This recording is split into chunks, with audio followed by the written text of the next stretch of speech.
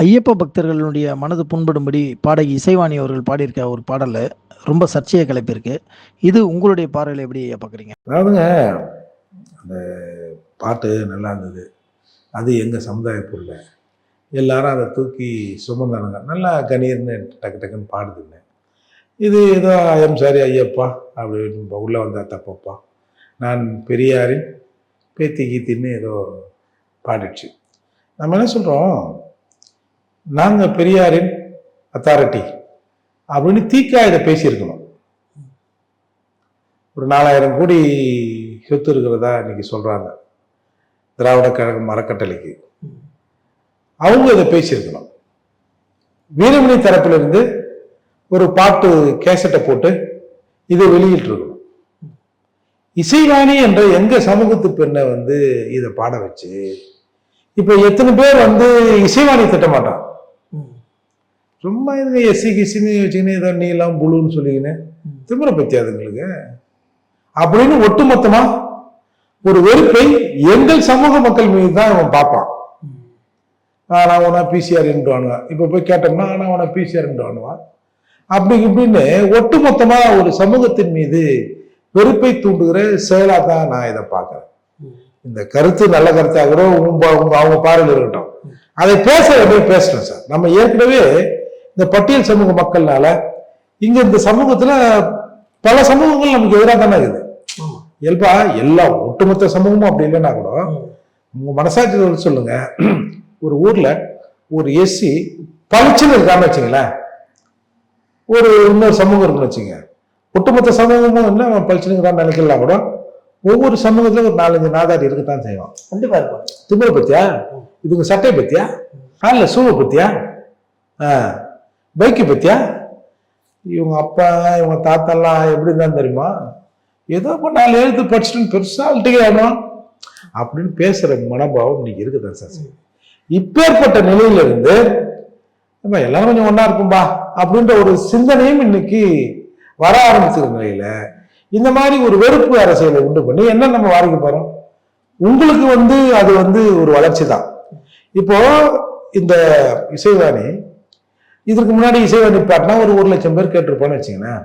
இந்த சர்ச்சையான பிறகு இப்ப அந்த பிள்ளை எதனா நம்மள எதனா சொல்லிக்குதாப்பா, வேற யாராவது குறை சொல்லிக்குதாப்பா அப்படின்னு ஒரு 10 லட்சம் பேர் நீங்க பாக்குற நிலைமை வந்திருப்பாங்க. ஒரு உதாரணத்துக்கு 1 லட்சம் பேர் பாக்குற அன்னைக்கு உனக்கு ரெவன்யூ விட 10 லட்சம் பேர் நீ கான்ட்ராக்டா சொன்ன பிறகு உன்னை பார்த்தான்னா உனக்கு ரெவன்யூ உனக்கு வந்துடும். பட் இது எப்படி ஒரு தாக்கத்தை சமூகத்தில் ஏற்படுத்துது அப்படிங்கிறதான் நாங்க பார்க்கிறோம். இந்த கருத்து சரின்னு கூட வைப்போம். அதாவது கருத்து சரியில்லை சரின்னு கூட ஒரு வார்த்தைக்கு வைப்போம் சார். அது வேற என்ன பேசிட்டோம். ஏன் அவங்களாம் அறிவு இல்லையா? பெரியாரின் ரோல் அத்தாரிட்டி நாங்க தான். பெரியார் புத்தகங்களை வெளியிடக்கூடாதுன்னு அது அந்த சிந்தனையெல்லாம் அந்த புத்தகங்கள்லாம் எங்களை சார்ந்தது, அது எங்க ப்ராப்பர்ட்டி அப்படின்லாம் பிரச்சனை பண்ணாங்கல்ல. இது பெரியாரின் கருத்துன்னு அவங்க மாதிரி ஆட்கள் வெளியிட்டோம். ஏன் நீங்க பேசி இந்த வெறுப்பு அரசியலை பண்றீங்க? அது மட்டும் இல்லாம உங்களுக்கு நோக்கம் பெரியார் அந்த ஐயப்பன் கோயிலுக்குள்ள போகணுன்ற நோக்கம் இல்லை. ஏன்னா சபரிமலையில அவர்கள் தடுக்கிறார்கள், மற்ற கோயில்ல உள்ள போயிருந்தான்னு இருக்கிறாங்க. அதையும் சேர்த்துல அதை சொல்லியிருக்கணும்.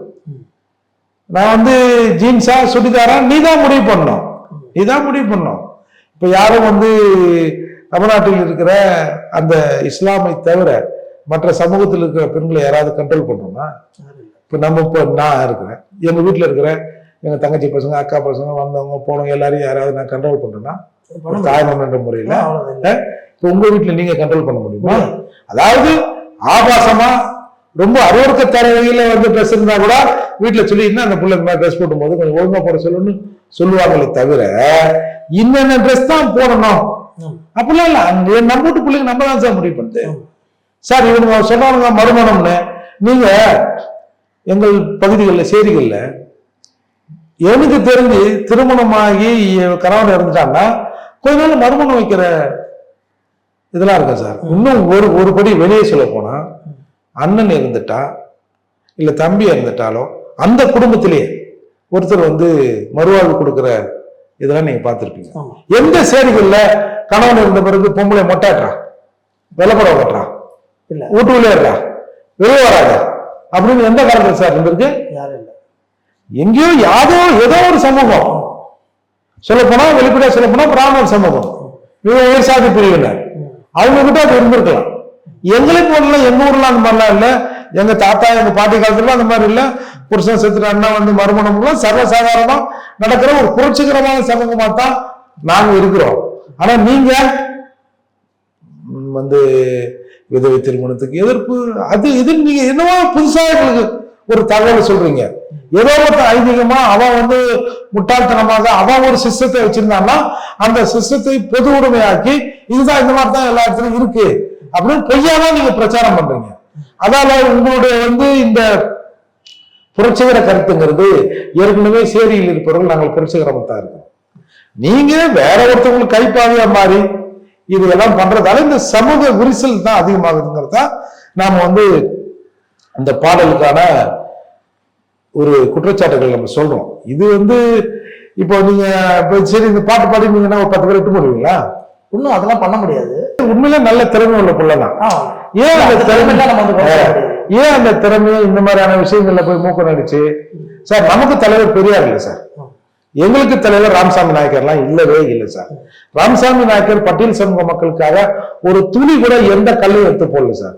இவங்க சொல்ற இந்த வைக்கம் போராட்டம்லாம் அதெல்லாம் ஹம்பக் சார், அது பொய். அது வந்து காங்கிரஸ் கட்சி தலைவராக இருக்கிற போது காங்கிரஸ் தலைமையால் இவர் வந்து அந்த போராட்டத்துக்கு அனுப்பப்பட்டவர் தான். தமிழகத்துல எந்த இடத்திலும் ராமசாமி நாயக்கரின் ஆட்கள் எந்த ஒரு கோயில் போராட்டத்தையும் பண்ணதில்லை. இன்ஃபேக்ட் சொல்ல போனா தீக்காவின் பதிலாகவே பிற்பட்டோர் நலம் காக்கும் இயக்கம் தான். அதுல எஸ்சிக்கான வாய்ப்பே எதுவுமே இல்லை. இவர்கள் திட்டமிட்டு இவர் எஸ்சிக்கான தலைவர் இவர் தான் அப்படின்னு அந்த காலத்துல வந்து ஒரு இமேஜை வந்து கொண்டாந்து சேர்த்துட்டான். அந்த இமேஜ் இன்னைக்கு வந்து டே பை டே வாட்ஸ்அப் காலத்துல அதெல்லாம் உடையுது சார். உடைகிற போது இது உடைஞ்சா நமக்கு பாதிப்பு உண்டாகும்னு எங்க ஆட்களை வைத்தே சில விஷயங்களை இவர்கள் பண்றாங்க சார். அதுக்கு இவங்க வந்து போய் அந்த வளையத்துக்குள்ள மாட்டிக்கிறாங்க. இது வந்து திரும்ப திரும்ப இந்த சமூகத்தை பின்னி இருக்கிற செயல் தான்.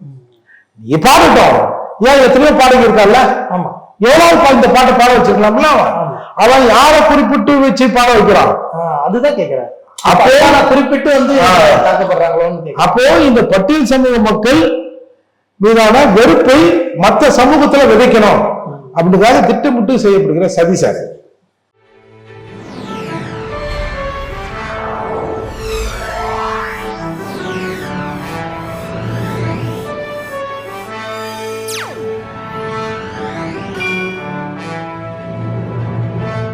News 6 TV, உண்மை நேர்மை.